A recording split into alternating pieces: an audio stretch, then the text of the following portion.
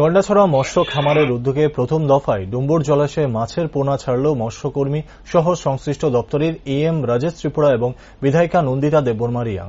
বৃহস্পতিবার গন্ডাছড়া মহকুমার মৎস্য খামারের উদ্যোগে মাছের পোনা ডুম্বুর জলাশয়ে ছাড়ার কাজ সম্পূর্ণ করা হয়। তাছাড়া মহকুমার বিভিন্ন এডিসি ভিলেজের মৎস্য পালকদের মধ্যে বিতরণ করা হয় মাছের পোনা। মৎস্য দপ্তরের উদ্যোগে মৎস্য খামারের ছোট্ট অনুষ্ঠানের মধ্যে দিয়ে প্রথমে মৎস্য পালকদের মধ্যে মাছের পোনা বিতরণ করেন এএম রাজেশ ত্রিপুরা, বিধায়িকা নন্দিতা দেববর্মা রিয়াং এবং মৎস্য দপ্তরের সুপার মদন ত্রিপুরা। উক্ত অনুষ্ঠান শেষে নৌকা করে জলাশয়ে গিয়ে প্রায় 2 লক্ষ মাছের পোনা ডুম্বুর জলাশয়ে ছাড়েন অতিথিরা। আজকে আমরা আমাদের সাথে অনারেবল এমএলএ আছে রায়বাগলি, আমাদের ডেপুটি ডাইরেক্টর সাহেবও আছে, ফিশারি অফিসার এখানে গন্ডা তৈশা, লংতরে বিলি ফিশারি অফিসার আছে, অন্যান্য স্টাফ আছে। আমরা প্রত্যেক বছরের মতো এখানে ডুম্বুর রিজার্ভারে আজকে এখানে ওই মাছের চারা দিয়েছি আমরা।